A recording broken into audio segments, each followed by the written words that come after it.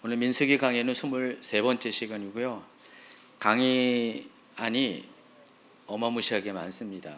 24페이지고요. 갑자기 옛 추억이 생각나네요. 엔타임 강의할 때 어떨 때는 32페이지까지 한 타임에 그렇게 많이 다룬 적도 있었습니다. 그때는 뭐 1시간 반이 기본이고 2시간 뭐 이렇게 했었던 기억이 나는데 1년 하는 것도 아니고 2년 막 하니까 나중에 좀 시간이 가다 보니까 그때는 금요일에 했었어요. 점점 안 나와요. 수가 줄어들었습니다. 대단한 거죠. 2년 동안을 그냥 금요일날 저녁 때 그렇게 처음 듣고 어렵고 뭐 낯설은 이런 강의를 2년 동안 들었다는 것이 대단한 것 같습니다. 그런데 그 강의를 토대로 오늘날 이제 주님께서는 엔타임과 관련된 메시지가 어떤 골격이 좀 갖춰준 거고요. 또 11월 때부터 또 시작합니다. 근데 그렇게까지는 안 할 거니까 너무 지레 겁먹지 마시고 시간이 갈수록 더 심플해지고 더 업그레이드된 강의가 나올 수밖에 없습니다. 민수기는 그래서 11월 한 중순 정도에 끝날 것 같아요. 왜냐면은 11월 중순에 이스라엘 제가 갔다 와야 되거든요. 그 전에 끝내야 돼요. 그래서 오늘 강의가 이렇게 많은 겁니다. 한 주제로 22장부터 25장까지가 다뤄져야 돼서 오늘 범위는 많지만은 그래도 빨리빨리 1시간 안에, 아니 1시간 반 안에, 1시간이라고 말을 못하고요. 1시간 반 안에 강의를 끝내도록 하겠습니다. 지난번 강의 민수기 20장에서는요. 이스라엘 민족이 모압과 아모리의 경계인 아르논 강을 건너서 아모리의 두 왕국이 있습니다. 왕국의 왕인 시온과 옥 두 사람을 물리치고 아모리 전 지역을 점령하는 이야기를 다뤄드렸습니다. 그래서 여러분 지도에 보는 것처럼 아모리 땅이 상당히 넓은 땅입니다. 길르앗 땅하고 바산 지역, 이 지역을 다 통과하는 긴 땅입니다. 그리고 이 땅은요 목축하기가 가장 좋은 땅이에요. 그래서 좀 축복된 땅이기도 합니다. 원래는 이 땅을 하나님께서 이스라엘 민족에게 주시려고 계획한 건 아니었는데 어쩌다 보니까 결과적으로 이 땅을 점령하게 됐습니다. 원래 이 땅도 통과해서 이 중간에 왕의 들어가 있기 때문에 이 길을 통과해가지고 그 모압 강야 옆으로 해가지고 여리고를 지나서 가나안 땅 서편 요단 서편으로 진출하고자 했는데 이 왕국을 다스리는 아모리 왕, 먼저 이 남부 아모리 왕국의 시온 왕이 이스라엘을 대적해서 아예 전투에 임해버렸습니다. 밑에 에돔과 모압은 그 정도까지는 아니었는데 아예 전투를 벌였습니다. 어쩔 수 없이 이스라엘 민족은 전쟁에 응할 수밖에 없었고 결과적으로 승리했고 그리고 남왕국뿐만 아니라 북왕국까지 모두 점령하게 되었습니다. 그런데 이 사건을 넓게 보면은 이 같은 결과를 하나님께서 미리 하나님의 계획 가운데 넣어두셨어요. 그 땅을 이스라엘 민족에게 주시고자 하는 하나님의 계획과 섭리가 있었다고 말씀을 드렸습니다. 자, 이어서 이스라엘 민족은 이제 이 땅을 점령한 다음에 이 땅 가운데 있는 시온의 왕국 가운데 있는 모압 평지에 진을 칩니다. 자, 22장 1절은 이렇게 시작합니다. 이스라엘 자손이 또 길을 떠나 모압 평지에 진을 쳤으니 요단 건너편 곧 여리고 맞은편이더라. 여기 분명히 요단 건너편 곧 여리고 해놓고 맞은편이라 그랬습니다. 요단 건너편에 여리고가 있고 그 여리고의 맞은편 요단 건너의 동편에 있는 그 지역이 모압 평지라고 했습니다. 지도에 보시면은요, 지도가 지금 90도 꺾어져 있는데 지금 이 동서로 표시된 게 남북으로 되어 있는 겁니다. 이거를 90도 이렇게 돌리셔야 돼요. 보시면은 이게 그 저것 때문에 지형 때문에 이렇게 이런 지도가 있는데 지금 여러분이 여기서 지도를 보면은 여리고에서 바라보는 그런 장면입니다. 여리고가 아니라 여리고 위쪽에 아마 지금 요 위치는 그 시험산 유다 강야 끝자락에서 아마 이 사진을 찍은 것 같아요. 여러분이 성지순례 가면은 예수님이 시험 받은 시험산이 있어요. 그게 여리고에 보면은 그 여리고의 서편에 딱 여리고 그 도시가 딱 막혀 있는 유다 광야로 막혀 있는 부분이 있는데 거기에 케이블 타로 올라가면은 유다 광야 시험산이 나옵니다. 아마 거기서 찍은 사진일 가능성이 많습니다. 자, 요단강이라고 표시한 데 보면은 앞쪽에 시가지가 형성이 돼 있죠. 거기가 현재 여리고입니다. 현재 여리고고요. 그리고 그 중간에 요단강 강줄기가 보이죠. 강줄기가 지금 오른쪽 사해로 빠져나가고요. 그래서 여리고에서 건너편에 모압 평지가 있습니다. 자, 모압 평지가 지금 글씨가 저기 있는 데가 아니라 바로 오른쪽입니다. 오른쪽에 보면은 약간 그 녹지처럼 약간 색깔이 다른 부분이 있죠. 여기가 길이가 한 15km 정도 되는 넓은 평원지대가 있습니다. 여기가 모압 평지입니다. 다른 지도를 보시면은 이렇게 나와 있죠. 여리고가 있고 또 요단 동편의 베다니가 두 군데 있어요. 성경에 요단 동편의 베다니 있고 예루살렘 가까운 곳 베다니가 있고요. 자, 거기 넘어서 느보산 위쪽으로 모압 평지가 보입니다. 이곳에 이스라엘 민족이 마지막으로 진을 치고 한동안 몇 달 동안 이곳에 머물러 있게 됩니다. 민수기 33장 49절은 이 모압 평지의 위치를 아주 특정시켜서 정확히 알려주는데 요단강가 모압 평지의 진영이 벳 여시못에서부터 아벨 시딤에 이르렀더라 그랬어요. 그 지도를 보시면은 아벨 시딤과 벳 여시몬이 바로 이 위치에 있습니다. 요 사이에 모압 평지가 있는 것입니다. 밑에 또 8번 슬라이드 다음 지도 보시면은 모압 평지가 자, 요 위치에 있습니다. 자, 모압 평지 오른쪽으로 산들이 보이잖아요. 그러니까 여기가 지금 보니까 완전히 평야지대라는 사실을 알 수가 있습니다. 모압 평지를 두고 오른쪽에는 다 남쪽에는 전부 다 산으로 둘러쳐 있습니다. 그리고 서편은 요단강을 건너는 그런 지형이 있습니다. 여기가 딱 이스라엘 백성이 250만 명에 되는 이스라엘 백성이 머물 수 있는 가장 적합한 지형인 것 같습니다. 제가 요르단에서 이스라엘로 이렇게 들어가는 그 코스를 밟았을 때 이 아벨 시딤이라는 요 표시 있는 요 지역 있죠. 거기에 오른쪽으로 시딤 골짜기라는 골짜기가 있어요. 그 골짜기를 따라서 도로가 현재는 생겨 있고요. 옛날에 그 고대 사회에서는 각 골짜기들이 평소에는 통행로였잖아요. 비가 올 때는 이제 물길이 생성되지만은 대부분의 건기가 많기 때문에 거의 대부분의 시즌은 그곳이 그냥 통행로였습니다. 지금 거기도 지금 시딤 골짜기를 따라서 도로가 형성이 되어 있는데 여러분 시딤이라는 게 생각나시죠? 성경이 말하는 조각목 나무가 그러니까 시딤 나무가 많이 있는 곳이다 해서 시딤 골짜기입니다.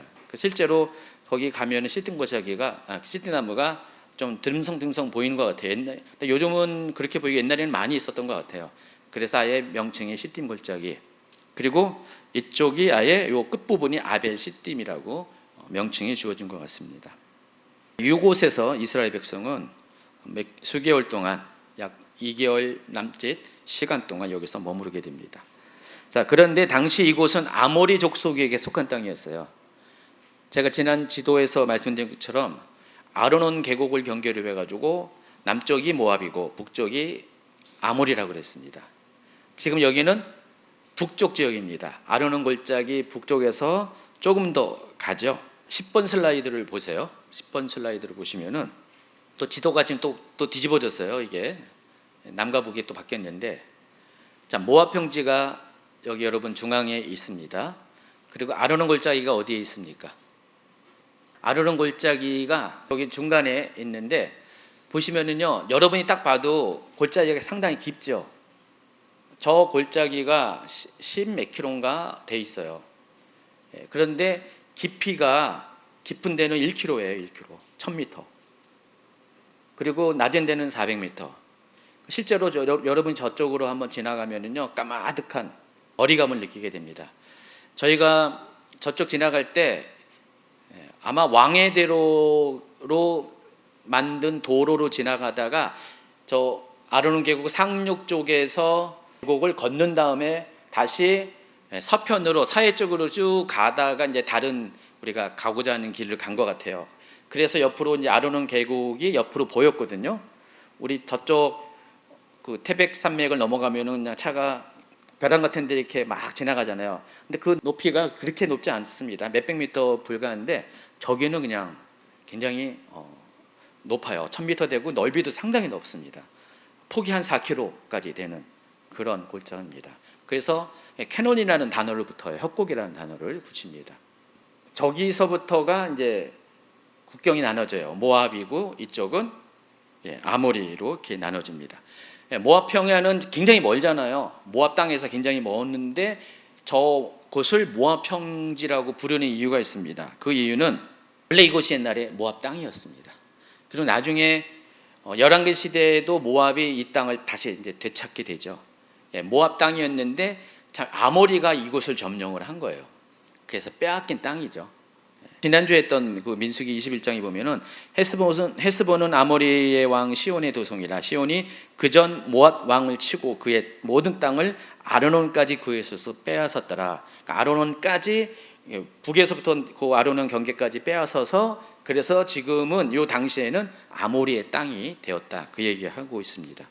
전에는 여기가 모압 땅이었기 때문에 모압 평야라고 불려졌다는 것을 아시기 바랍니다. 자, 이때가 이스라엘 백성이 이곳에 도착한 지가 신명기 1장 3절에 보니까 40째 해 11째 달 그 달 첫째 달이라고 했습니다. 이스라엘 백성이 출애굽한 지 39년이 지나고 10개월이 지난 11개월이 들어가는 그 첫날에 자, 이곳에 물론 그 시간 간격이 있어요. 그 조금 전에 이스라엘 백성이 여기 도착합니다. 그리고 11월 1일 요 날은 하나님께서 모세에게 신명기 말씀을 전하게 하는 그 시점을 말하는 거예요. 그러니까 아마 이스라엘 민족은 11월 1일 전에 여기 도착했던 것 같습니다. 그래봤자 2개월 남짓 하는 시간 동안에 여기 머물게 됩니다.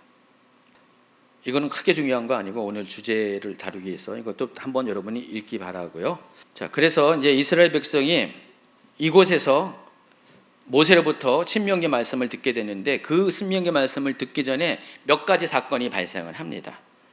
대표적인 사건이 모압 발락이 당시 유명한 선지자였던 발람에게 이스라엘에 대한 저주를 요청하고 또 이스라엘 백성이 모압의 여인과 음행하여 이방신에게 절하는 사건이 발생합니다. 그리고 출애굽 2세대를 대상으로 두 번째 인구조사를 실시하는 사건이 주요 사건으로 요 신명기서를 전하기 직전에 이 사건들이 발생하게 됩니다. 그래서 모압 왕 발락이 발람에게 이스라엘에 대한 저주를 요청한 것이 민수기 22장부터 24장까지 나와 있고요. 또 이스라엘 백성이 음행하고 또 바알에게 절하는 사건은 25장에 나오고요. 그리고 출애굽 2세대를 대상으로 두 번째 인구조사를 실시한 것이 26장에 나옵니다. 그래서 오늘은 이 세 가지 사건 중에서 두 가지 앞에 사건만 소개하는 것입니다. 자, 이스라엘이 여기까지 왔습니다. 지금 모압 평지까지 쭉 왔습니다. 자, 그런데 이 모든 과정을 지켜본 사람이 있었습니다. 바로 모압 왕 발락입니다. 2절과 3절을 보면은 이와 같은 이스라엘 민족의 모습을 보고 굉장히 두려움을 느끼게 됩니다. 한번 읽어주시기 바랍니다. 십볼의 아들 발락이 이스라엘이 아모리인에게 행한 모든 일을 보았으므로 모압이 심히 두려워하였으니 이스라엘 백성이 많음으로 말미암아 모압이 이스라엘 자손 때문에 번민하더라. 이스라엘은 당시 아모리 두 왕국을 순식간에 점령을 했습니다. 아까 읽어드린 것처럼 모압은 모압 평지까지 자기 땅이었는데 아모리 왕국이 너무나 강대해서 다 빼앗긴 상태로 지금 쭈그러들어가지고 여기까지 밀려왔잖아요. 아르논 강을 경계로 영토가 거의 반 이상을 잃어버리고 지금 축소된 상태였습니다.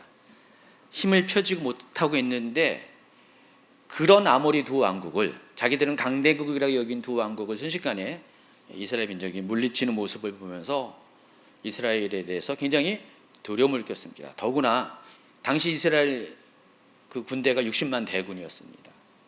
어마무시한 대군이었습니다. 지금도 우리나라 전 군이 5천만 명 중에서 한 50만 명 정도 되죠. 55만 명 채 안 되죠. 60만 명이 안 되잖아요. 지금 굉장히 큰 군대인데 이 같은 이스라엘의 위용을 보면서 자기는 결코 상대할 수 없다라는 생각을 하고 굉장히 왕으로서 고민에 빠지게 되었다는 것입니다. 어떻게 할까? 이스라엘이 일단은 자기 영토를 비껴서 가긴 갔지만은 아모리에게 행한 모습을 보면은 모든 그 도성들을 다 진멸한 모습을 보면은 굉장히 두려움과 불안감이 쌓일 수밖에 없습니다. 그래서 이 같은 군사적인 한계를 깨달은 발락은 정면 승부로는 도저히 이스라엘을 이길 수 없다는 생각을 하고 이스라엘을 물리칠 다른 방법을 모색하게 됩니다. 4절입니다. 미디안 장로들에게 이르되 이제 이 무리가 소가밭에 풀을 뜯어먹은 같이 우리 사방에 있는 것을 다 뜯어먹으리로다 하니 그때 십볼의 아들 발락이 모압 왕이었더라. 자, 그런데 모압 왕 발락이 이 부분에 대해서 고민을 하면서 의논 상대가 미디안 장로들이라고 그랬습니다.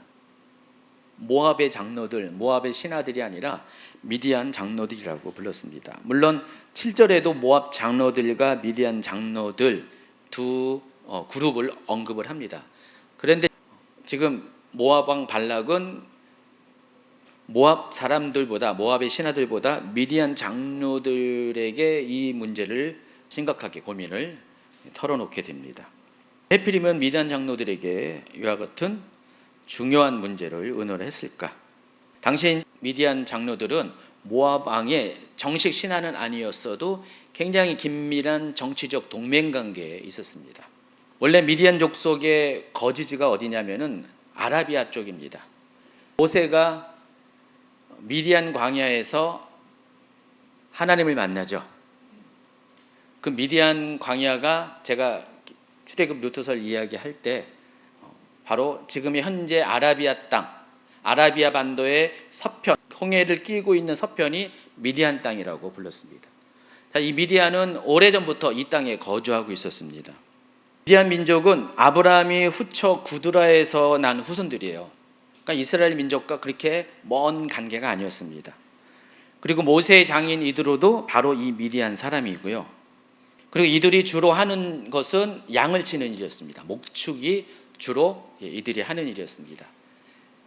그러니까 베두인과 같은 그런 삶을 대부분의 미디안 사람들이 살고 있었습니다.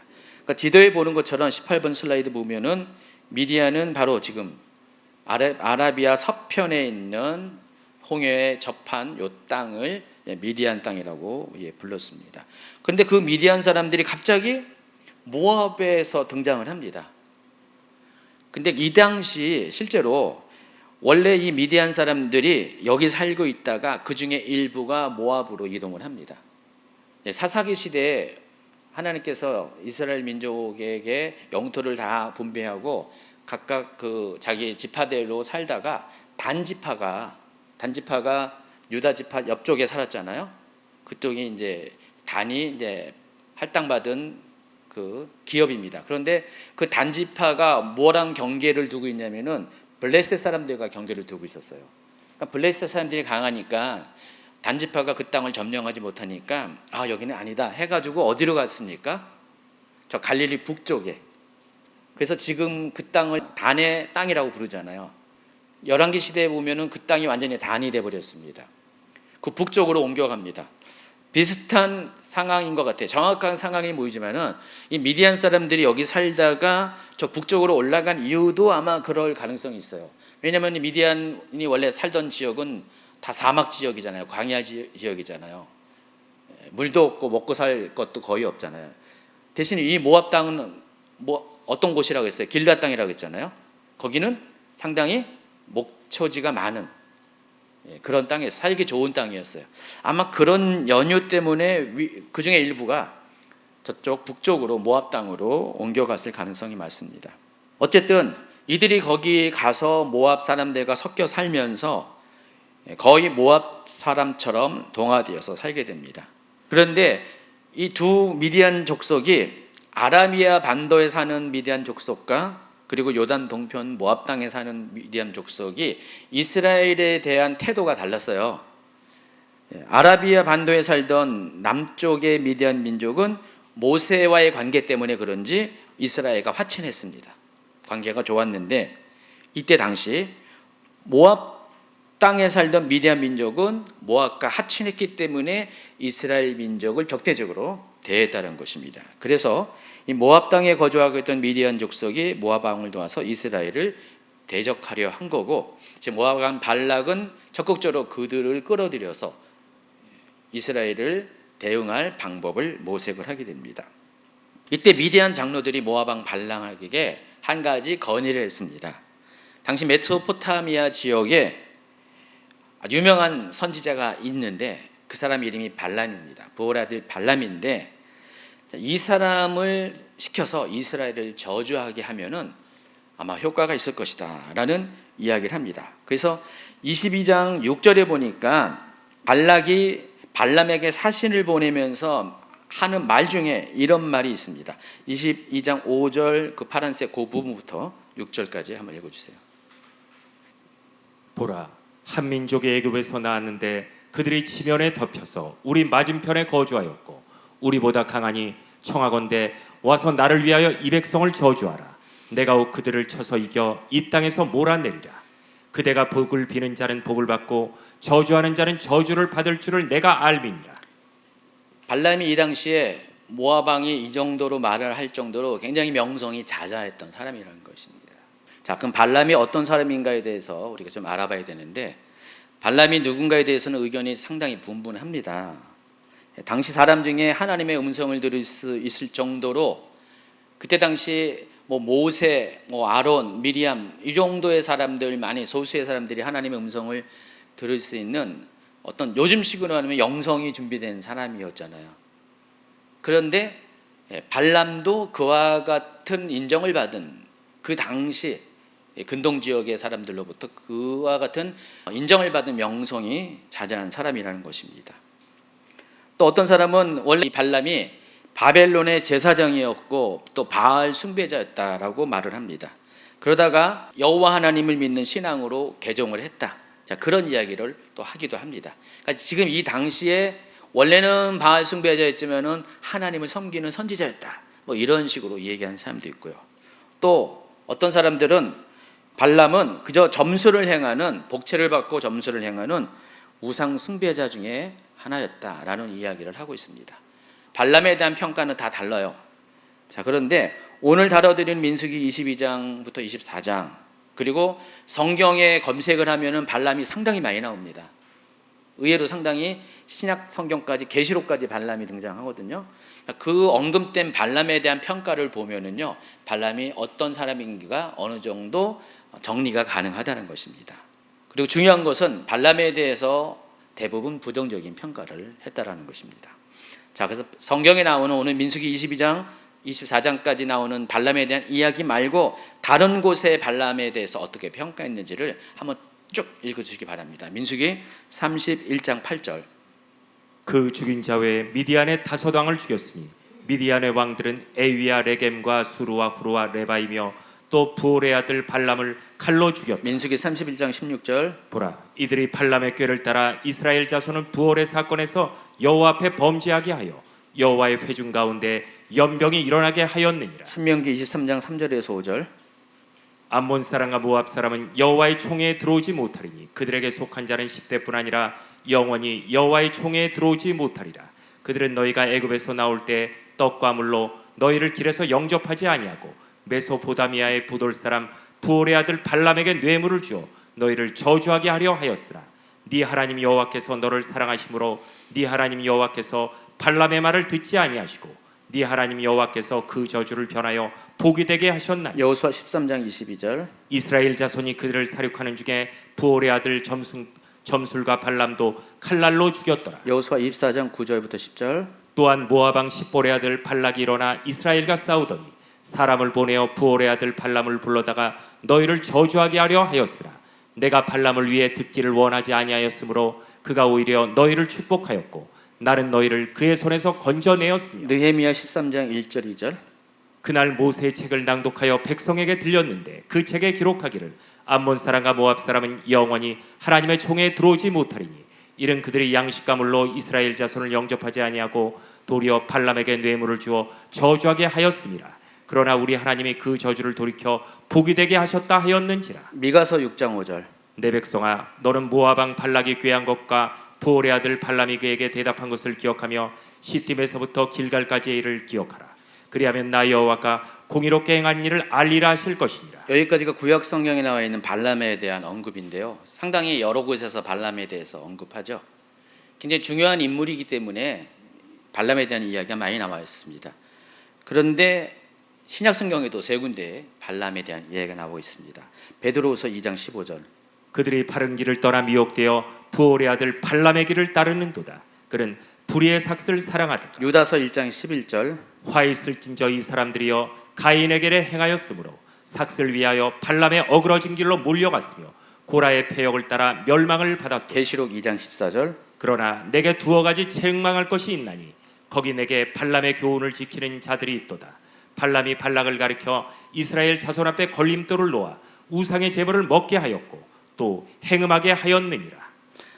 자, 발람에 대한 이야기가 성경에 상당히 많이 나와 있어요. 이 내용들을 쭉 보면 발람이 어떤 사람인지를 충분히 여러분이 가늠할 수가 있습니다. 그래서 정리하면 이렇습니다. 발람은 원래 돈을 받고 점을 치는 점술가로서 유명했습니다. 동시에 그는 신접한 사람이었어요. 영적 세계와 연결이 가능한 그런 수준의 사람이었습니다. 요즘 식으로면은 무당도요, 선무당, 선무당을 해죠. 선무당이 있고요, 진짜 무당이 있습니다. 강신무라고 부릅니다. 실제로 신이 강림해가지고 무당이 된 사람을 강신무라고 부르는데, 이 강신무가 진짜 무당이고요, 선무당은요 그냥 사기꾼 같은 수준입니다. 그냥 점치는 그런 수준인데, 이때 당시도 선무당이 있었고 강신무가 있었는데, 이 발람은 어떤 사람이냐? 강신무에 해당하는 사람이었습니다. 진짜 악한 영과 조우할 수 있는 그런 영적 세계가 열려 있는 그런 사람이라는 것입니다. 사울 시대에도요, 엔돌에 그와 같은 여자가 등장하잖아요. 그 얘기 생각나시죠? 이 발람은 어떻게 유명했냐면은, 발람이 누군가를 저주하면은 저주를 받고 복을 빌면 복을 받을 것이다, 받는다라고 할 정도로 굉장히 그 당시 세계에서는 유명한 점술가로서 명성을 떨치고 있었습니다. 자, 그와 같은 발람의 명성을 전해들은 모압 왕 발락은 미디안 장로들의 건의에 따라서 발람에게 사신을 파견해서 그가 관계 맺은 영적인 존재들, 그러니까 그가 잘 알고 있는 신에게 중재해서 이스라엘 민족을 저주해 줄 것을 요청을 한 것입니다. 자, 그런데 하나님이 강권적으로 개입해서 발람으로 하여금 이스라엘 민족을 저주하지 못하게 하고 오히려 정반대로 축복을 하게 합니다. 그러나 그것은 그친 것이 아니라 발람은 재물에 눈이 멀어서 다른 방식으로 이스라엘 민족을 함정에 빠뜨리게 됩니다. 그 이야기가 민수기 25장에 나와 있는 거예요. 그래서 이스라엘 민족을 미혹하여 음행에 빠지게 하고 우상의 재물을 먹게 해서 하나님의 진노를 불러일으키게 하는 그런 교묘한 술책을 사용합니다. 하나님은 그 같은 발람의 악행을 기억하셨고, 이스라엘이 그 땅을 정복할 때, 미디안을 정복할 때 그들과 함께 발람도 칼로 죽이게 합니다. 그리고 이와 같은 발람의 행위가 후대의 교훈이 돼서 구약 성경의 뒷부분도 그렇고, 그리고 신약 성경의 여러 곳에서 발람은 미혹하는 자의 표본으로, 교훈의 대상으로 등장하게 됩니다. 왜냐하면 발람의 행위는 사탄의 속성을 그대로 사용한 것이기 때문에 그렇다는 것입니다. 그래서 아까 유다서였나요? 유다서에 보면은 화 있을진저 이 사람들이요 하면서 세 명을 언급하잖아요. 가인과 발람, 고라. 여러분 지난번에 고라에 대해서 제가 이야기하면서 왜 고라가 여기 언급됐는가를 충분히 설명했어요. 그러니까 이 세 사람의 특징은 사단적인 속성을 가진 사람들이라는 것입니다.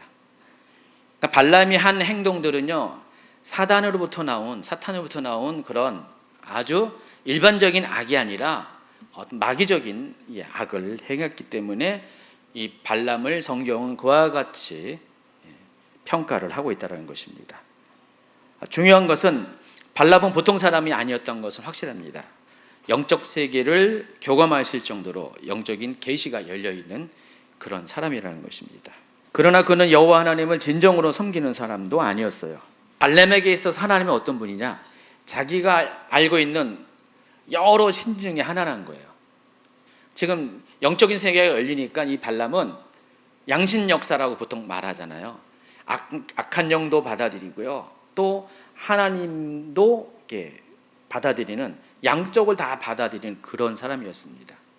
영적인 세계가 열리면은요, 그것들이 다 그 사람에게는 다 소통이 되는 겁니다. 지금 영적 세계의 현상이 그런데 발람이 그러한 사람이었다는 것입니다. 그래서 엄밀히 따지면은 발람은 유일신론자가 아니라 다신론자예요. 또 범신론자이기도 합니다. 그러니까 모든 신, 자기가 좋아하는 그게 악한 영, 그러니까 그 사람에게는 그게 악한 영인지 그런 구분이 없잖아요. 그러니까 모든 영적인 존재들을 다, 모든 신들을 다 받아들이고 섬기는 그런 사람이었습니다. 그런 와중에 여호와 하나님도 그와 같은 신 중에 하나로 발람이 인식을 했고 또 그 여호와 하나님도 섬겼다는 것입니다. 이해하시겠죠? 발람은 그와 같은 종류의 사람이라는 것입니다. 그렇지만 발람은 여호와 하나님이 자기의 입술을 이끄시는 것을 보고 자기가 저주할 대상이 이스라엘이 오히려 축복의 대상인 것을 알게 됩니다. 그래서 지금까지 해왔던 방식을 다 내버리고 하나님의 그 강건함을 따라서 이스라엘 민족을 축복하는 입술로 사용됩니다. 그 내용이 이제 민수기 24장에 다음과 같이 기록이 되어 있습니다. 24장 1절 2절. 발람이 자기가 이스라엘을 축복하는 것을 여호와께서 선히 여기심을 보고 전과 같이 점수를 쓰지 아니하고 그의 낯을 광야로 향하여 눈을 들어 이스라엘이 그 지파대로 천박친 것을 보는데 그때 하나님의 영이 그 위에 임하신지라. 발람에게도 하나님의 영이 임했다 그랬습니다. 자, 이 부분은 좀 이따 설명을 해드릴게요. 어떤 분들은 발람에 대해서 굉장히 퀘스천이 많을 거예요. 제가 여기까지만 얘기했는데 발람에 대해서 아니 하나님 어떻게 보면 영매에 해당하는 그런 사람을 하나님이 사용하셔서 그렇게 그에게 나타나시고 어떻게 그럴 수가 있습니까? 하나님은 거룩한 분 아니십니까? 어떻게 그런 악한 자에게 하나님이 찾아오십니까? 라고 말할 수가 있을 거예요. 그런 퀘스천이 있을 거예요. 근데 하나님이 그럼에도 불구하고 발람을 찾아오시고 또 그를 사용하신 이유에 대해서 조금 이따가 설명을 해드리겠습니다. 어쨌든 민수기 22장부터 24장은 모압 발락이 발람을 초청해서 이스라엘을 저주하려 했지만 오히려 축복하기의 과정을 비교적 길게 자세히 기록하고 있습니다. 그래서 몇 가지 단계로 제가 설명을 해드리겠습니다. 첫 번째로 발락의 사신들로부터 발락의 요청을 전해받은 이 발람은 곧바로 취한 행동이 의외였습니다. 보니까 여호와 하나님의 뜻을 묻는 시간을 달라라는 그런 답변을 합니다. 민수기 22장 7절 8절. 모압 장로들과 미디안 장로들이 손에 복채를 가지고 떠나 발람에게 이르러 발락의 말을 그에게 전하매 발람이 그들에게 이르되 이 밤에 여기서 유숙하라. 여호와께서 내게 이르시는 대로 너희에게 대답하리라. 모압 귀족들이 발람에게서 유숙하니라. 7절에서 모압 장로들과 미디안 장로들이 복채를 가지고 발람에게 도착해서 발락이 전하는 말을 전했어요. 자, 이 얘기를 듣고 발락이 취한 첫 번째 행동이 하룻밤만 기다려달라. 그 사이에 나는 여호와께 묻고 내가 어떻게 행할 바를 그때 정하겠다라고 합니다.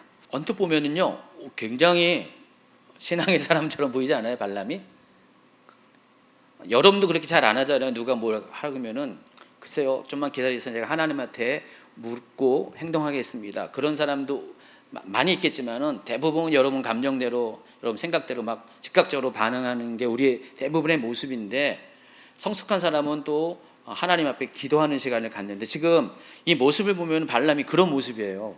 굉장히 성숙한 신앙인의 모습으로 이렇게 반응을 합니다. 자, 그런데 언뜻 보면은 그렇게 보이는데 자세히 살펴보면은 그렇지가 않다는 것입니다.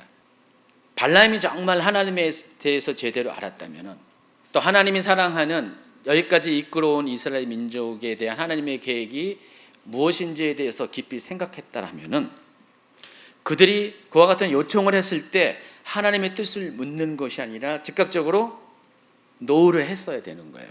왜냐하면 하나님께서는 절대로 이스라엘을 저주할 그런 결정을 할 분이 아니었기 때문에, 할 이유가 없었기 때문에, 만약에 발람이 정말 하나님 알았다면은 지금 하나님의 뜻을 구할 이유가 없었다는 것입니다. 곧바로 아닙니다. 하나님은 이스라엘 민족에게 그럴 뿐이 아닙니다 하면서 당신은 번지수 잘못 찾아왔으니까 돌아가십시오. 아니면 냉큼 물러가라. 뭐 이렇게 말을 했어야 정상이라는 것입니다. 그런데 발람은 그렇게 행동하지 않았고요. 그러면은 하룻밤 여기서 주무십시오. 그러면은 그때 그 사이에 내가 여호와께 물어서 내가 어떻게 행할 바를 말씀을 드리겠습니다 라고 반응을 했다라는 것입니다. 자, 발람의 생각을 한번 생각해 봤어요. 의정을 한번 제가 생각을 했어요. 발람이 왜 이렇게 했을까? 일단 첫 번째로 아까 말씀드린 것처럼 발람에게 있어서 여호와 하나님은 유일한 하나님이 아니었습니다. 그가 알고 있는 여러 신 중에 하나였고요. 그리고 또 지금까지 해왔던 이스라엘 민족을 이끌어왔던 하나님이 행한 모습을 보면은 이 여호와 하나님은 대단한 강력한 신 중에 하나라는 것을 그는 알았습니다. 그러다 보니까 그 하나님이 이끌어온 이스라엘 민족을 그 신의 동의 없이 내가 만약에 저주했다. 그러면은 그 여호와 하나님이 자기에게 어떤 해를 끼칠 것을 염려한 거예요. 이해하시겠어요?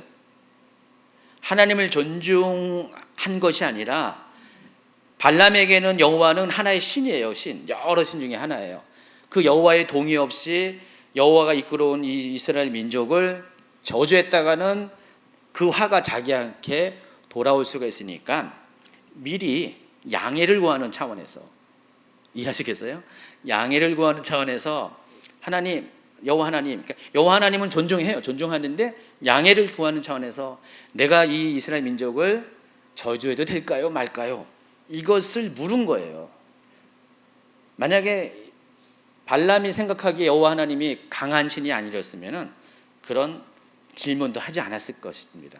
근데 지금 이 상황에서 그 여호와 하나님의 진노가 두려웠기 때문에 그 여호와 하나님의 의중을 묻고자, 양해를 구하고자 이와 같은 질문을 했다라는 것입니다.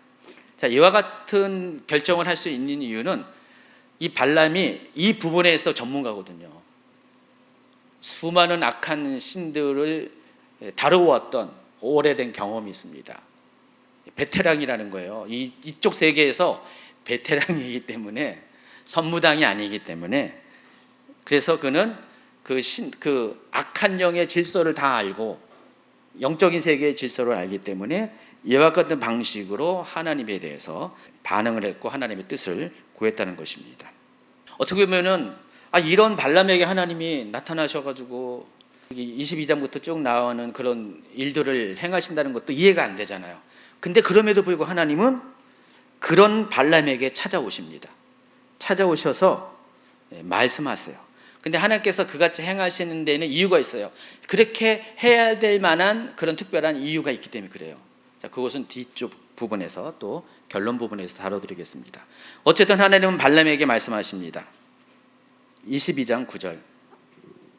하나님이 발람에게 임하여 말씀하시되 너와 함께 있는 이 사람들은 누구냐? 발람이 여호와 하나님께 대답을 합니다. 발람이 하나님께 아뢰되 모압 왕 십볼의 아들 발락이 내게 보낸 자들이니이다. 이르기를 보라, 애굽에서 나온 민족이 지면을 덮었으니 이제와서 나를 위하여 그들을 저주하라. 내가 곧 그들을 쳐서 몰아낼 수 있으리라 하나이다. 하나님이 발람에게 다시 말씀하십니다. 하나님이 발람에게 이르시되 너는 그들과 함께 가지도 말고 그 백성을 저주하지도 말라. 그들은 복을 받은 자들이니라. 지금 계속해서 하나님과 발람 사이에 묻고 답하고 질문하고 답하고 하는 이 이야기들 계속적으로 반복을 합니다. 결론은 하나님께서 발람에게 뭐라고 했습니까? 발람이 질문을 했잖아요. 그 질문에 대해서 그들과 함께 가지도 말고 그 백성을 저주하지도 말라. 그들은 복을 받는 자들이라 라고 확실하게 하나님의 뜻을 말씀하셨습니다. 자, 하나님의 뜻을 알게 되니까 발람은 어떻게 행동했냐? 13절. 발람이 아침에 일어나서 발락의 귀족들에게 이르되 너희는 너희의 땅으로 돌아가라. 여호와께서 내가 너희와 함께 가기를 허락하지 아니하시느니라. 13절만 딱 봐도, 언뜻 봐도 이것도 와, 성숙한 신앙인이다 라고 볼 수가 있지만은 그게 아니라는 사실을 아시기 바랍니다. 발람이 이와 같은 말을 하는 동기 자체가 성숙한 신앙인이라서 그런 것이 아니라 여호와 하나님을 뜻을 거스리다간 자기의 신변의 위협이 있기 때문에 그 두려움 때문에 이렇게 반응한 것이라는 것을 아시기 바랍니다. 자, 이스라엘 민족을 저주하는 것을 거절한다는 이 발람의 답변을 듣고 사신들이 모압 왕 발락에게 돌아갑니다. 발락은 그 이야기를 보고를 받고 거기서 멈추지 않고 이번에는 좀 더 높은 지위의 고관들을 다시 한번 사신단으로 끌여서 발람에게 파송합니다. 그리고 나서 17절에 보니까 내가 그대를 높여 크게 존귀하게 하고 그대가 내게 말하는 것은 무엇이든지 시행하리니 청하건대 와서 나를 위하여 이 백성을 저주하라. 앞에 첫 번째 사신단에게는 그냥 돈만 보냈는데 두 번째 사신단에게는 돈뿐만 아니라 발람을 존귀한 자로 대접하겠다, 높이겠다라고 하면서 발람을 굉장히 극찬하면서 발람의 마음을 사고자 합니다. 이때 발람은 발락의 신하들에게 다음과 같이 답변합니다. 발람이 발락의 신하들에게 대답하여 이르되 발락이 그 집에 가득한 은금을 내게 줄지라도 내가 능히 여호와 내 하나님의 말씀을 어겨 덜하거나 더하지 못하겠노라. 자지간 계속 보면은 발람은 대단한 신앙, 성숙한 신앙인 하나님밖에 모르는 신앙인처럼 보입니다. 그러나 그것이 아니라는 것을 계속해서 여러분 머리에 입력을 해드려야 된다는 것입니다. 자, 이 발람의 마음의 태도가 19절의 추가적인 답변을 통해서 이내 드러나게 됩니다. 그런즉 이제 너희도 이 밤에 여기서 유숙하라. 여호와께서 내게 무슨 말씀을 더하실는지 알아보리라. 하나님 그렇게 말씀하셨는데 발람은 또다시 사신들에게 하루 또 자라 그러고 한 번 더 묻는 거예요. 하나님한테. 하나님 이번엔 어떡할까요? 하면서. 근데 이미 하나님은 뜻을 명확하게 했잖아요. 그들을 따라가지도 말고 이스라엘 민족을 저지하지도 말라. 왜냐하면 이 민족은 복을 받은 민족이라고 분명하게 첫 번째 말씀하셨는데 그럼에도 불구하고 좀 더 메리트 있는 제안을 가지고 온 모압의 사신들의 이야기를 듣고 나서 발람은 그들을 떨쳐버리지 못하고 또다시 하나님 앞에 동의를 구하는 장면이 나옵니다. 그 밤에 하나님께서 다시 한번 발람에게 임하시고 또 하나님의 뜻을 확고히 하십니다. 20절. 밤에 하나님이 발람에게 임하여 이르시되 그 사람들이 너를 부르러 왔거든 일어나 함께 가라. 그러나 내가 내게 이르는 말만 준행할지니라. 하나님께서 갑자기 앞에와는 달리 이번에는 가라고 합니다. 어떻게 보면은 발람의 그 하나님께 이렇게 간구하는 내용이 뭔가 좀 기도 내용이 좀 뭔가 이렇게 응답을 받는 그런처럼 장면처럼 보이잖아요. 그렇게 보이는데 하나님께서 그러나 하면서 내가 내게 이르는 말만 준행할지니라 하면서 하나님께서 직접 발람에게 말씀하실 것을 가르쳐 주신다고 미리 예고를 하십니다. 자, 그런데 우리가 여기서 하나님께서 발람에게 모압으로 가는 것을 허락한 두 가지 이유가 있습니다. 첫 번째는 발람 자체가 이 상황을 내려놓지 않기 때문에 그래요. 계속해서 발람은 그 모압에 제시한 그것에 대한 좀 미련이 남아 있고요. 자기에게 많은 은금을 주고 마른 은금을 줄지라도 안 한다 할지만은 계속해서 돈이 자꾸만 마음을 땡기고 있고요. 또 높은 지위도 바라고 있고요. 그래서 이 미련을 내려놓지 않고 있습니다. 처음부터 하나님은 발람이 이스라엘 민족을 저주하는 것을 원치 않는다는 자신의 뜻을 밝혔지만은 그럼에도 불구하고 계속해서 이 미련 때문에 발람은 하나님이 뜻을 바꾸기를 기대하면서 재차 그 일에 대해 하나님의 뜻을 묻고 있습니다. 하나님은 이 같은 발람의 마음을 압니다. 그리고 일단 그가 하는 일을 허락을 하십니다. 그렇지만은 발람의 요구를 허락했지만은 이를 통해서 하나님은 이루시고자 하는 하나님의 계획과 깊은 뜻이 있다라는 것입니다. 앞으로 이제 결론의 부분에서 이야기하겠지만은 하나님께서는 이걸 통해서 발람을 사용하십니다. 때로 하나님께서 우리가 생각하기에 악인들의 이야기를 들어주시고 악인들이 잘 되는 것을 통해서 하나님의 사람들에게 실망을 주는 그런 모습을 보일 때가 가끔씩은 있어요. 근데 한 조각만 보면은 모든 일의 한 부분만 바라보면 그렇게 보이는데 긴 시간 전체를 바라보면 하나님께서는 때로는 악인들을 사용하시기도 합니다. 악인들의 요구를 들어주시기도 해요. 그러나 끝을 보면은 하나님께서 그것을 허락하신 이유가 다르다는 것을, 악인들의 요구를 들어주는 것으로 끝나는 것이 아니라 그들을 통해서 하나님의 진짜 뜻이 무엇인지, 하나님의 선한 뜻이 무엇인지를 최종적으로 가르쳐 알려주기 위해서 때로는 그와 같은 모습을 보여주시기도 한다는 것입니다. 그런 측면에서 발람의 경우도 하나님께서 발람의 이야기를 들어주는 것처럼 보이지만 그를 사용하시고자 하는 하나님의 분명한 계획이 있으시다는 것입니다. 뒷부분에 이야기할 겁니다. 자, 이제 21절부터 35절까지는 하나님의 허락이 떨어져서 발람이 나귀를 타고 모압의 사신들과 함께 모압을 향해 찾아갑니다. 근데 이때 너무도 유명한 초자연적인 사건이 발생합니다. 나귀가 말을 하는 사건.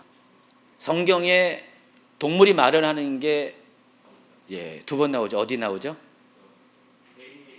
네, 그래요. 잘 아시네. 창세기에 뱀이 말을 하죠.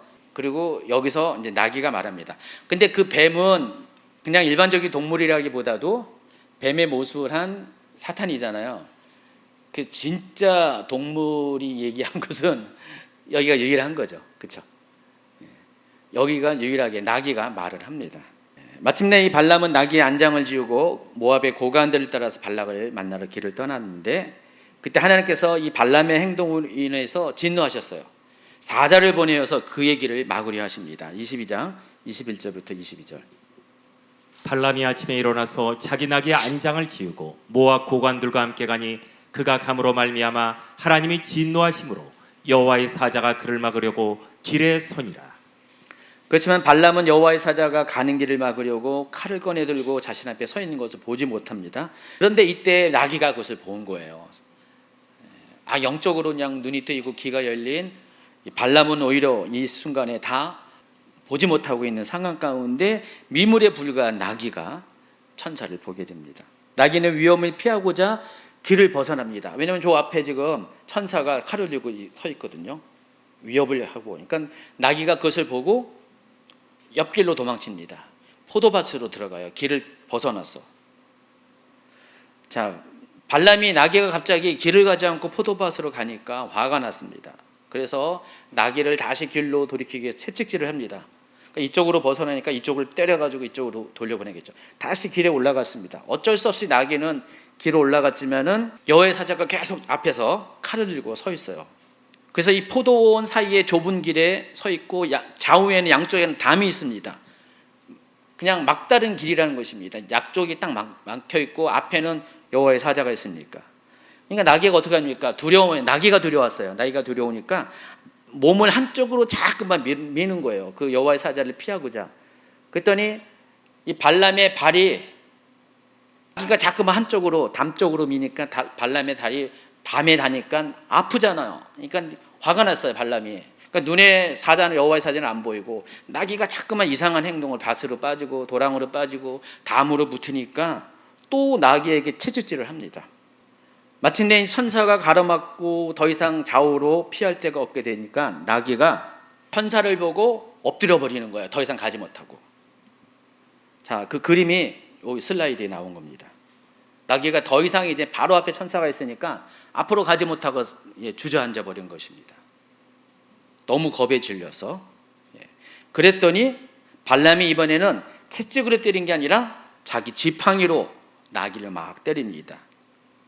평소 영적 세계에 대해서 민감한 발람이라면은 지금 자기 앞에 천사가 서 있다는 것을 보았어야 정상인데, 이 순간은 나귀는 봤어도 자신은 보지 못하고 자신이 위험에 처했던 사실을 깨닫지 못합니다. 그런 상황이 되니까 하나님께서, 하나님이 답답하신지 나귀가 답답한 건지 몰라도 나귀의 입을 열어서 사람처럼 말을 하는 놀라운 기적을 일으킵니다. 나귀가 이렇게 말합니다. 22장 28절. 여호와께서 나귀 입을 여시니 발람에게 이르되 내가 당신에게 무엇을 하였기에 나를 이같이 3번을 때리느냐. 나귀의 말을 들은 발람은 아주 자연스럽게 당연한 듯이 나귀에게 말합니다. 여러분 같으면 어떻게 됩니까? 나귀가 말을 하네. 깜짝 놀라가지고 이게 뭔 일이야 하면서 그랬는데 자연스럽게 29절에 보니까 발람이 나귀에게 말합니다. 발람이 나귀에게 말하되 네가 나를 거역하기 때문이니 내 손에 칼이 있었다면 곧 너를 죽였으리라. 또 계속해서 발람하고 나귀가 대화가 이루어집니다. 30절. 나귀가 발람에게 이르되 나는 당신이 오늘까지 당신의 일생 동안 탄 나귀가 아니냐. 내가 언제 당신에게 이같이 하는 버릇이 있었더냐. 그가 말하되 없었느니라. 제가 이걸 보면서 우리 집 강아지가 있는데 강아지 잘해줘야 되겠다.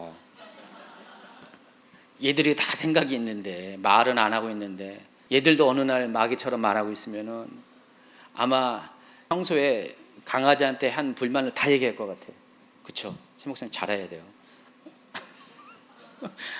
예, 강아지도 다 알고 있고 나귀도 다 알고 있어요. 이 모습을 이제 뒤에 사람들이 지켜보고 있을 거 아니에요. 도대체 저 사람은 지금 나귀랑 말을 하네. 굉장히 희한하게 생각을 할 겁니다. 또 이 상황 가운데 발람은 무슨 생각으로 나귀하고 대화를 했을까 궁금해 봅니다. 이 장면에서 확인되는 것은 발람은 이 나귀와 말하는 것 자체에 대해서 전혀 어색함이 없었다는 사실을 알 수가 있습니다. 사실은 발람은 굉장히 특별한 사람인 것 같아요. 굉장히 많은 영적인 세계에 대해서 비밀도 알고 영적인 세계를 좋아할 줄 아는 사람이고, 또 이와 같은 아주 놀라운 것에 대해서도 충격도 먹지 않고 그냥 당연한 듯이 반응할 수 있는 그런 아주 특별한 사람이라는 것을 알 수가 있습니다. 그만큼 이 발람은 그 시대에 있어서 보통 사람은 아니었던 것 같습니다. 발람이 나귀와 대화를 하고 있을 때 하나님께서 이번에는 발람의 눈을 뜨게 합니다. 그리고 마침내 천사의 모습을 보게 됩니다. 그리고 이 천사의 말을 듣게 되는데 그 이야기가 31절부터 33절까지 나와 있습니다. 그때 여호와께서 발람의 눈을 밝히심에 여호와의 사자가 손에 칼을 빼들고 길에 선 것을 그가 보고 머리를 숙이고 엎드리니 여호와의 사자가 그에게 이르되 너는 어찌하여 네 나귀를 이같이 3번 때렸느냐. 보라, 내 앞에서 네 길이 사악함으로 내가 너를 막으려고 나왔더니 나귀가 나를 보고 이같이 3번을 돌이켜 내 앞에서 피하였느니라. 나귀가 만일 돌이켜 나를 피하지 아니하였다면 내가 벌써 너를 죽이고 나귀는 살렸으리라. 발람은 비로소 이제 하나님의 뜻을 다시 한번 명확하게 확인합니다. 그래서 이제라도 자신은 돌아가겠다고 이야기합니다. 여호와의 사자에게 말하되 내가 범죄하였나이다. 당신이 나를 막으려고 길에 서신 줄을 내가 알지 못했나이다. 당신이 이를 기뻐하지 아니하시면 나는 돌아가겠나이다. 자, 그런데 이제 이때 천사는 발람에게 오직 하나님께서 이르시는 말만 전할 것을 다짐하게 하고 가던 길을 갈 것을 허락을 합니다. 우리가 이 큰 그림으로 보면은 하나님께서 말하는 나귀의 사건을 허락하신 이유가 이와 같은 과정을 통해서 발람에게 하나님의 뜻이 무엇인지를 명확하게 재차 다짐하게 하기 위해서 이 사건을 허락하신 것을 알 수가 있습니다. 그리고 결과적으로 이 사건 이후에 발람은 드디어 모압 왕을 만나게 되고, 발람은 하나님께서 말씀한 것 외에는 정말로 자신의 말로서 1절 하나님의 뜻과 상관없는 말을 하지 않게 됩니다. 우리가 이것을 보면서 이 과정을 통과하면서 하나님께서 이 발람을 계속해서 사용을 하고 계세요. 결론은 또 뒷부분에서 다뤄드리도록 하겠습니다. 한편 이 발람이 온다는 소식을 들은 발락은 너무나 기뻤던 것 같습니다. 그래서 국경선에 위치한 아르논 강까지 쫓아옵니다. 왕이 발람이 오는 것을 기다려야 되는데 발람이 온다는 소식을 듣고 왕이 그때 당시는 버선이 없어서 버선발로 못 갔지만은 소식을 듣고 그냥 쫓아가서 국경선에서 이를 맞이합니다. 22장 36절에 발락은 발람이 온다함을 듣고 모압 변경의 끝 아르논가에 있는 성읍까지 가서 그를 영접했다. 발람이 발락에게 한 첫 대화는 이겁니다. 38절. 발람이 발락에게 이르되 내가 오기는 하였으나 무엇을 말할 능력이 있으리이까. 하나님이 내 입에 주시는 말씀 그것을 말할 뿐이니이다. 자, 이렇게 말하고 드디어 이제 두 사람은 모압 평지가 내려다 보이는 아르논 협곡의 고지대 기랏 후솥으로 갑니다. 그곳에서 잔치를 하고 그 다음날 아침에 발락은 발람을 데리고 바알 산당에 올라가서 그곳에서 이스라엘 백성을 내려다봅니다. 자, 그쪽이 어느 정도 되냐면 지도에 보면 이렇게 이 정도일 것 같아요. 지금 아르논 협곡이 있죠. 협곡에 넘어가 아모리 땅이고요. 여기까지가 지금 모압의 국경선입니다. 지금 모압 왕은 여기까지 발람을 맞이하러 온 거예요. 그리고 이곳에서 이 아르논 협곡에서 저쪽 모압 평지를 바라봅니다. 잘 살펴보시면은 이쪽에서 모압 평지를 쫙 바라보면은 전체가 다 보이잖아요. 좀 거리가 되잖아요. 쭉 해서 보입니다. 근데 거기에 누가 있습니까? 이스라엘 백성이 250만 명이 진을 치고 쫙 퍼져 있습니다. 15km나 되는 그 평지를 가득 채웠다는 거예요. 지금 여기 그냥 지도에 이렇게 보이지만은 그 장면에서 보면은 수많은 텐트들이, 수많은 깃발들이 그냥 펄럭이면서 그 모압 평지를 가득 찼을 것입니다. 지금 그 모습을 보여주고 있습니다. 56번 지도 더 크게 확대한 겁니다. 지금 아르논 계곡 요 또 아래 원이 있는 그곳의 어딘가에서 높은 곳에서 지금 저 모압 평지를 내려다보고 있습니다. 그래서 민수기 23장부터 24장에는 세 번에 걸쳐서 발람이 이스라엘 민족을 축복하는 내용이 소개되는데, 자, 첫 번째 예언이 1절부터 쭉 나와 있어요. 그리고 두 번째 예언이 13절부터 26절까지, 그리고 세 번째 예언이 27절부터 쭉 나와 있어요. 자, 그런데 자 보시면은요, 맨 처음에는 아르논 강가에 있는 절벽에서부터 모압 평지를 바라봤다가 62번 슬라이드 보여주세요. 발락이 원하는 대로 이스라엘을 저주하는 말을 하지 않고 오히려 축복하는 말을 하니까 발락이 화가 났습니다. 화가 나가지고 화를 내면서 어떻게 내가 당신에게 요구한 것은 그런 모든 과정을 통해서 여기까지 당신을 부른 것은 이스라엘을 저주하는 건데 어떻게 축복하냐고 막 따집니다. 그래놓고 발락이 이 발람을 데리고 장소를 이동합니다. 어디로 이동하냐면은, 자 보시면은 북쪽에 있는, 그러니까 경계를 넘어서, 모압의 경계를 넘어서 여러분 잘 알고 있는 그 느보산 쪽으로 발람을 데리고 갑니다. 이때 당시는 이미 어차피 아모리 조성은 다 망했어요. 그래서 이 땅은 비어 있는 땅이고 이스라엘 민족은 지금 모압 평지에만 있거든요. 그러니까 여기 비어 있는 곳이니까 이쪽으로 갑니다. 그러니까 비스가 산 꼭대기 느보산 쪽으로 갑니다. 그리고 더 가까운 곳에서 지금 이스라엘 민족을 내려다보고 있습니다. 자, 모압 왕 발락이 이렇게 한 이유가 있습니다. 멀리서 이 남쪽에서 바라봤을 때 이스라엘 민족의 전체가 다 보였어요, 진영이. 그런데 아마도 자기 생각에, 발락의 생각에 발람이 그 250만 명의 15km 되는 그 평지를 다 가득 채운 이스라엘 민족의 위용에 눌려가지고 아마 이스라엘을 저주하는 말을 못했을 것이다 라는 생각을 한 거예요. 그래서 이스라엘 민족이 전체가 다 보이지 않고 끝자락만 보이는 위치로 이동한 거예요. 그래서 보시면은 그 얘기가 나와 있어요. 발락이 말하되 나와 함께 그들을 리볼 곳으로 가자. 거기서는 그들을 다 보지 못하고 그들의 끝만 보리니 거기서 나를 위하여 그들을 저주하라 하고. 그러니까 이스라엘 민족의 일부만 보이면은 아마 발람이 용기를 얻고 자기가 요구한 대로 이스라엘을 저주하는 이야기를 할 것이다 라고 생각을 했다는 것입니다. 근데 그럼에도 불구하고 발람은 이곳에도 역시 이스라엘을 저주하지 않고 축복하는 이야기를 쭉 하고 있습니다. 발락이 화가 났어요. 그래서 25절에 보니까 이렇게 반응합니다.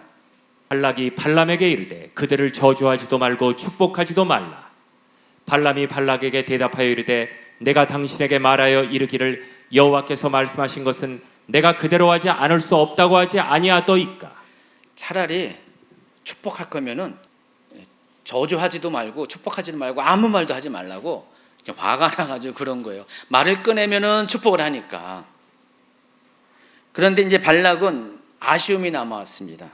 혹시나 다른 장소로 옮기면은 좀 태도가 바뀔까 해서 이번에는 비스가 산보다 더 북쪽에 부월산이라는 곳으로 발람을 데리고 갑니다. 그러니까 이 69번 지도에 보니까 비스가 산에서 부월산이 조금 더 위쪽에 있습니다. 위쪽에 올라가서 다시 다른 각도에서 모압 평지에 있는 이스라엘 백성을 보이게 합니다. 자, 그런데 이곳에서도 발람은 이스라엘을 저주 않고 축복을 합니다. 그 내용이 23장 29절부터 24장 9절까지 딱 나옵니다. 자, 이와 같이 세 번에 걸쳐서 이스라엘 민족을 축복하는 발람의 예언을 들은 발락은 화가 날 대로 났습니다. 10절에 보세요. 10절 11절. 발락이 발람에게 노하여 손뼉을 치며 말하되 내가 그대를 부른 것은 내 원수를 저주하라는 것이거늘 그대가 이같이 세 번 그들을 축복하였도다. 그러므로 그대는 이제 그대의 곳으로 달아나라. 내가 그대를 높여 심히 존귀하게 하기로 뜻하였더니 여호와께서 그대를 막아 존귀하지 못하게 하셨도다. 11절은 지금 협박이에요. 지금 빨리 네가 있는 고향으로 달아나라. 나 지금 분노 못 참으면 좀 있으면 너 가만히 안 둘 거다. 지금 협박을 하고 있는 것입니다. 자, 그런데 이 모든 과정을 쭉 보면은 하나님께서 비록 발람이 돈과 명예에 눈이 멀어서 발락의 이야기를 거절하지 않고 하나님의 뜻이 무엇인지 분명히 알면서 자꾸 하나님을 뜻을 바꾸려고 했는데도 불구하고 하나님이 발람의 뜻대로 모압으로 가는 것을 허락한 이유가 바로 모든 것이 하나님의 합리 가운데, 하나님의 계획 가운데 있었다는 것입니다. 발락은 이와 같은 세 번의 경험을 통해서 하나님의 뜻이 명확하게 무엇인지 알은 거예요. 발람도 알거니와 발락 자신도. 지금 세 번이라는 숫자가 굉장히 중요한 거잖아요, 여러분. 우리도 세 번은 굉장히 중요한 거잖아요. 굉장히 확증되는 이야기입니다. 세 번을 똑같이 이야기하는 걸 통해서 그나마 또 이 발락이 고백하는 것처럼 발람이 이렇게 이스라엘을 저주하지 않고 축복하게 하는 것이 하나님이 그의 입술을 그렇게 주관해서 사용하고 있다라고 이렇게 말을 하고 있잖아요. 이 사실을 봐서 발락은 지금 이 사건을 통해서 하나님의 뜻이 어디 있는가를 명확하게 알게 됐다는 것입니다. 발람도 알거니와 발락에게 하나님의 뜻을 명확하게 알려주기 위해서 하나님은 안 보낼 수도 있어요. 발람을 그쪽으로 보내지 않을 수 있지만 그럼에도 불구하고 발람을 그쪽으로 보냈다는 것입니다. 자, 발람은 마지막 발락과 헤어지기에 앞서서 이스라엘이 모압에게 행할 일을 예언을 합니다. 24장 14절. 이제 나는 내 백성에게로 돌아가거니와 들으소서. 내가 이 백성이 후일에 당신의 백성에게 어떻게 할지를 당신에게 말하리이다 하고. 계속 읽어주세요. 예언하여 이르기를 부올의 아들 발람이 말하며 눈을 감았던 자가 말하며 하나님의 말씀을 듣는 자가 말하며 지극히 높으신 자의 지식을 아는 자 전능자의 환상을 보는 자 엎드려서 눈을 뜬 자가 말하기를 내가 그를 보아도 이때의 일이 아니며 내가 그를 바라보아도 가까운 일이 아니로다.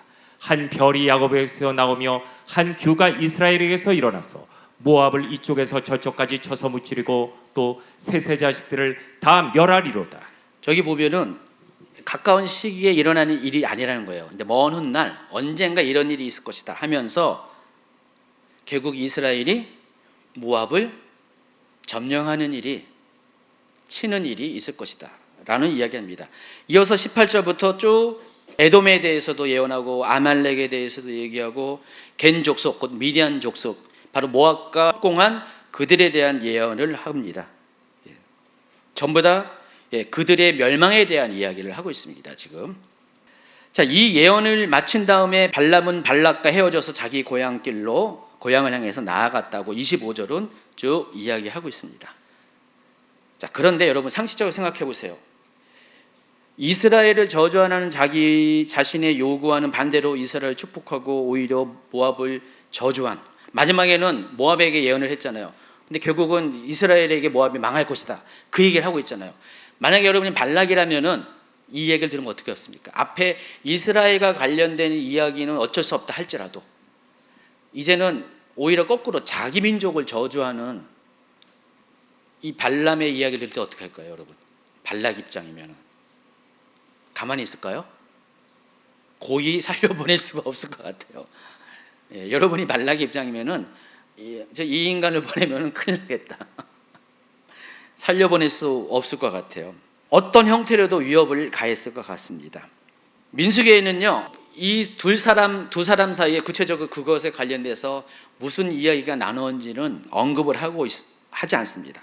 그런데 이어지는 민수기 25장에 보면은요, 곧바로 이스라엘 민족이 모압 여인과 음행하고 그 결과 그들의 영향을 받아서 바알에게 절을 하고 어쩔 수 없이 하나님께서 그 사건 때문에 이스라엘 민족을 징벌하는 사건이 벌어집니다. 다시 말해서 하나님으로 하여금 발락이 원했던 이스라엘을 저주하는 행동을 하게끔 그 일이 진행이 됐다는 것입니다. 근데 그 일 사이에 어떤 일이 있었냐? 다른 성경을 보니까, 민수기 또 아까 31장 보고 다른 성경을 쭉 보니까 어떤 거예요?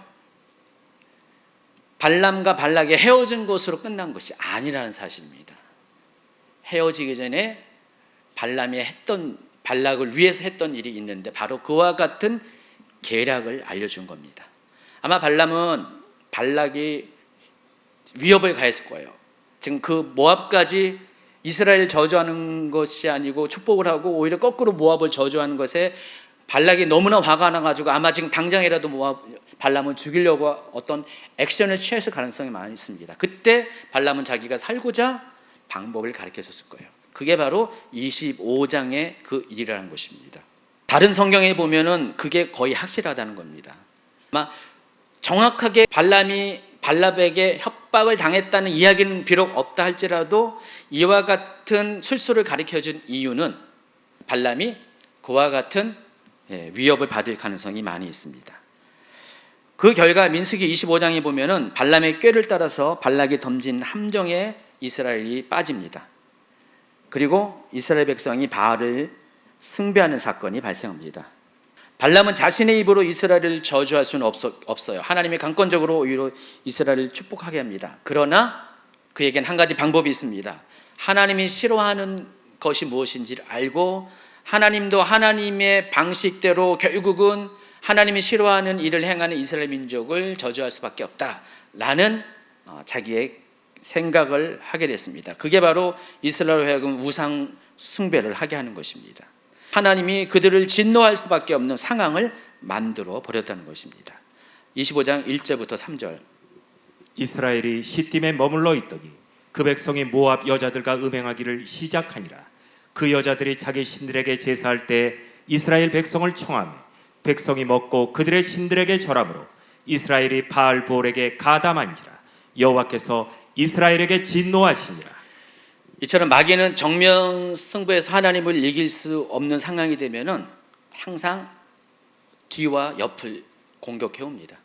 전 정면 승부에서는 지금 발람과 발락이 하나님 앞에 승리할 수 없었어요. 그런데 지금 측면을 이용해서 하나님의 백성을 공격합니다. 자기는 자기 입술로 이스라엘을 저주하지 않았지만은 그러나 이스라엘 스스로 죄악에 빠지게 만듦으로 저주받는 길을 열어놓았던 것입니다. 유다서에서 가인과 고라와 더불어서 이 발람이 언급되는 이유가 바로 여기 있어요. 바로 이게 사탄의 전형적인 책략이거든요. 사탄은 이와 같은 방식으로 믿는 자들을 유혹하고 넘어지게 한다는 것입니다. 이 사건으로 인해서 이스라엘 민족은 하나님의 진노를 받아서 2만 4천 명이 전염병으로 사망하게 됩니다. 그때 아론의 손자 비느하스가, 엘레아살의 아들 비느하스가 이 상황을, 이 고리를 끊어내는 용감한 행동을 합니다. 자, 그게 25장 7절부터 9절까지 나와 있습니다.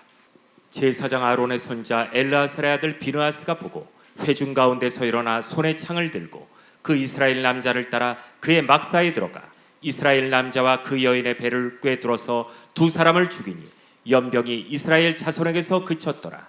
그 연병으로 죽은 자가 2만 3천 명이었더라. 4천 명이요. 2만 4천 명이었더라.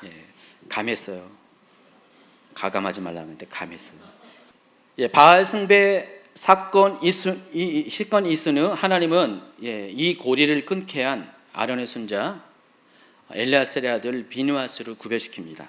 그래서 그와 약속을 합니다. 25장 12절에 보니까 그러므로 말하라 내가 그에게 내 평화의 언약을 주리라. 자, 그 평화의 언약의 내용이 뭔지 아십니까? 영원한 제사장의 직분을 허락을 하십니다.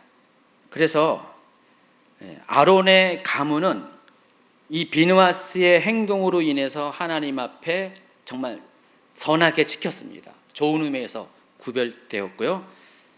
여러분, 다윗의 행동으로 인하여서 다윗의 후손이 계속해서 왕의 후손으로 계속 존속한 것처럼 지금 비느하스의 이 행동으로 인해서 이 아론의 후손이 계속해서 이스라엘 가운데 제사장의 역할을 하게 되었다는 것입니다. 지금 그 얘기를 하고 있는 거예요.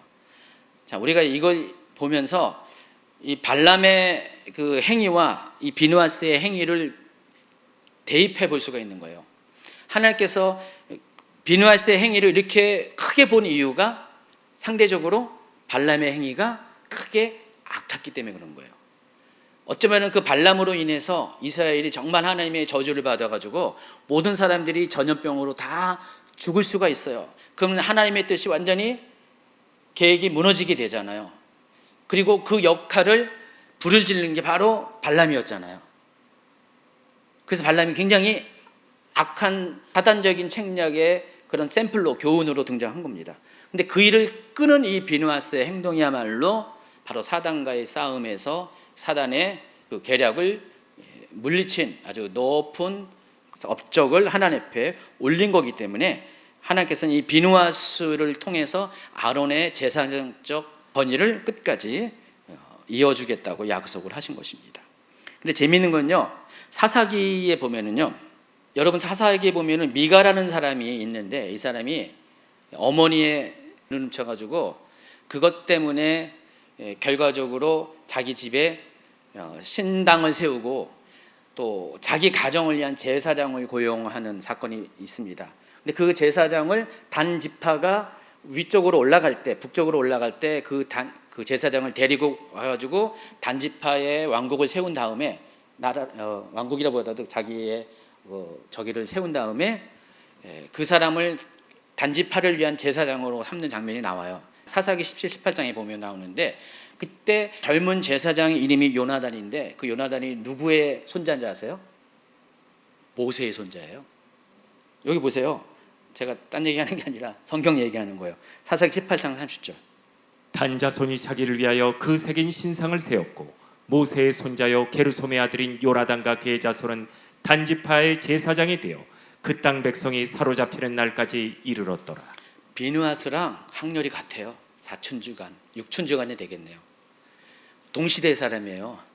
비누아스는 아론의 손자, 그리고 요나단은 모세의 손자인데, 여러분 비누아스는 하나님 앞에 이렇게 귀하게 사용하는데 요나단은 어떻게 돼요? 하나님이 아론의 후손으로 제사장 언약을 맺었는데 모세의 손자인 요나단은 아론의 그 후계가 아니잖아요. 근데 자기가 제사장이 돼가지고 단지파가 잘못된 길을 가는 그 길을 앞장서서 역할을 하는 제사장이 돼버립니다. 그냥 같은 학렬의 사람인데도 이와 같은 다른 길을 걷게 됩니다. 놀라운 사실인 것 같아요. 마지막으로 하나님은 이스라엘을 미혹하는 일에 직접적인 역할을 한 미디안 족속에 대한 응징을 합니다. 그게 25장 14절부터 18절까지 쭉 나와 있어요. 하나님께서 왜 미디안 족속을 특별히 응징하라고 했을까? 왜 그럴까요? 자, 이 일의 발단이 된 게 누구예요?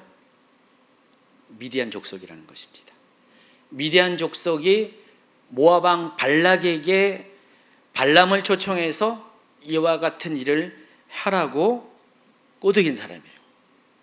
그리고 또 실제로 또 이스라엘 민족이 이제 발람이 3번에 걸쳐서 이스라엘 민족을 좋은 예언을 해가지고 이제는 그 계략이 실패하니까 이제 마지막으로 예기치 못한 새로운 책략을 가르쳐 주는데 그것이 모압의 여인들을 투입해가지고 음행하게 해가지고 이스라엘 민족을 미혹받게 하는데, 자, 그 일에 앞장선 사람들도 미디안 사람들이에요. 보세요. 그래서 하나님께서 이 발람의 일과 관련돼서 시작과 마지막까지 전적으로 선봉장이 되어준 이 미디안 민족에 대해서 하나님이 진노하신 겁니다. 물론 이 미디안 민족은 밑에 있는 사우디아라비아 쪽에 있는 미디안 민족이 아니라 모압 땅에 살고 있는 미디안 민족입니다. 그래서 하나님께서 이스라엘 민족이 그 지역을 점령할 때 반드시 이 미디안 민족을 응징을 할 것을 명령을 하고 있습니다. 그래서 그 내용이 그 결과가 31장 7절과 8절에 쭉 나와 있습니다. 자, 발람이 어떤 사례인가에 대해서 우리가 쭉 지금 배워왔는데, 아까 보니까 계시록 2장 14절에 보면은요, 계시록 2장 14절 29번 슬라이드 보세요. 그러나 내게 두어 가지 책망할 것이 있나니 거기 내게 발람의 교훈을 지키는 자들이 있도다. 발람이 발락을 가르쳐 이스라엘 자손 앞에 걸림돌을 놓아 우상의 제물을 먹게 하였고 또 행음하게 했느니라. 계시록 2장 14절은 어느 교회에게 하신 말씀인지 아세요? 버가모 교회에게 하신 말씀입니다. 이 버가모교회에게 하신 말씀이 발람의 교훈을 지키는 자들이 있다 그랬습니다. 근데 뒷절에 보면은 그 발람의 교훈을 지키는 자들에 대해서 직접적으로 언급한 게 누구냐? 니골라 당입니다.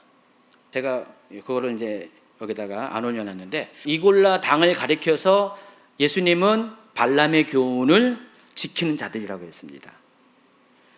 발람의 교훈은 이스라엘 자손 앞에 우상의 제물을 먹게 하고 행음하게 하는데 그 술수를 가르쳐주는, 미혹하는 그런 사람을 말하는 겁니다. 근데 그 역할을 지금도 그러한 일을 하고 있는 사람이 니골라 당이라는 것입니다.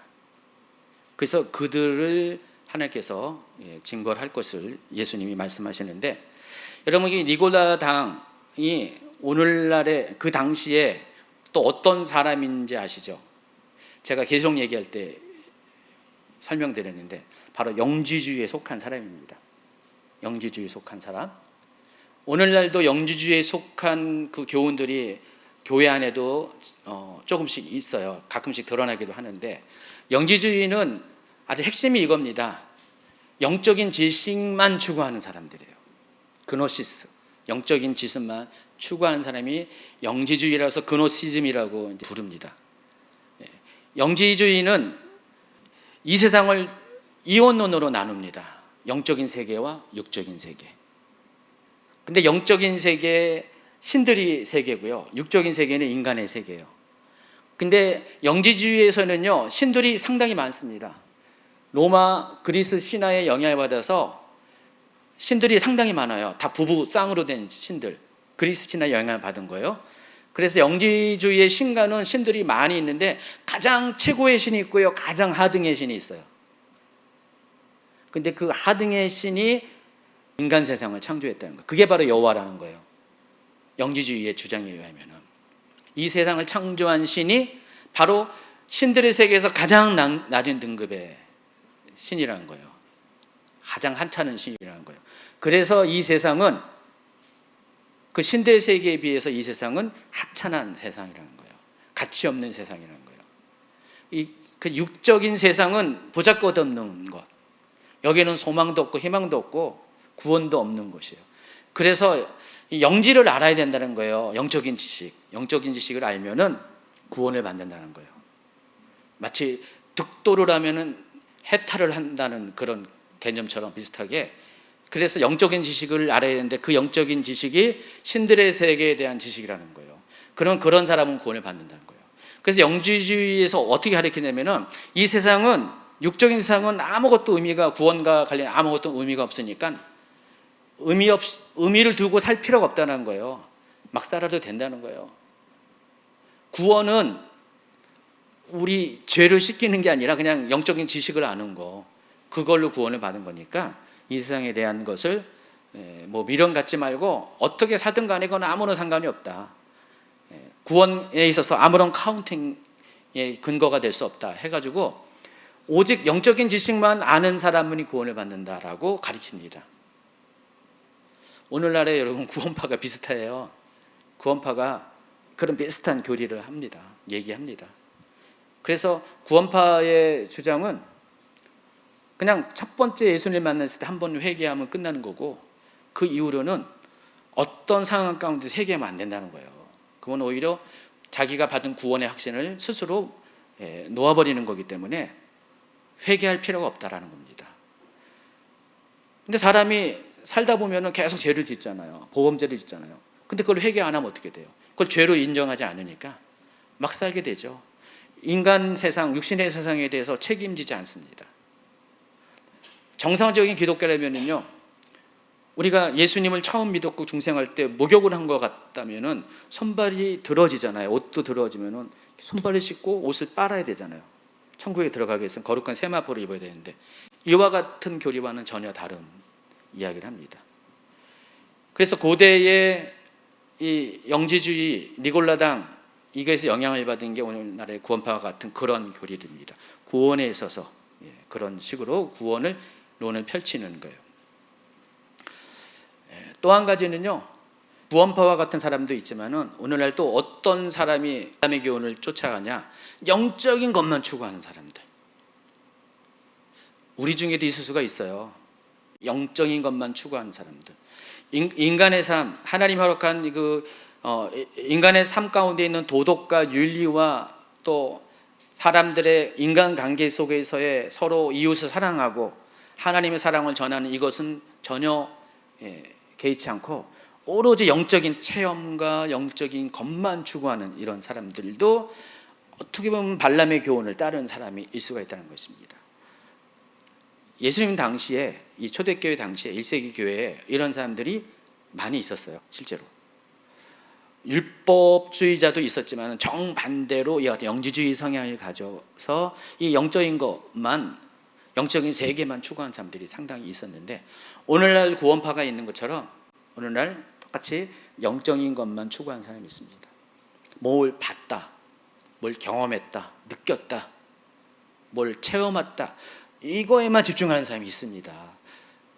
여러분, 나도 영지주의처럼 이 발람의 교훈을 따르는 사람이 될 수도 있다는 사실을 아시기 바랍니다. 발람은 아주 교묘하게 이스라엘을 공식적으로 저주할 수 없고 축복만 했으니까 교묘하게 이스라엘 사람들을 음행에 빠지게 하고 우상 숭배에 빠지게 했잖아요. 그러니까 우리가 눈에 드러나지 않는 그 뒷길을 사단은 이용합니다. 구원론을 통해서 이와 같은 영적인 것만 고집하는 이런 것을 통해서 옆길과 뒷길을 통해서 우리에게 정말 중요한 것들에 대해서 놓치게 만들고 하나님의 구원에 대한 균형을 잃어버리게 하는 그와 같은 일들이 있다라는 것입니다. 발람의 어그러진 길이 오늘날에도 우리 가운데 존재하고 있다는 사실을 여러분 똑똑히 보시고요. 그 어그러진 길이 보이면은, 교회 안에 보이면은, 혹시 내 안에 그것이 보이면은 여러분 생각을 달리하시고 그 길을 피해서 가셔야 됩니다.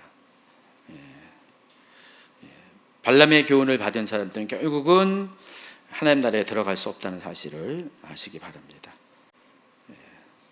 오늘 좀 약간 우리가 알고 있는 내용을 토대로 쭉 설명을 했지만은 발람이 왜 이런 행동을 했을까? 어떤 의미에서 어떤 마음을 가지고 했을까?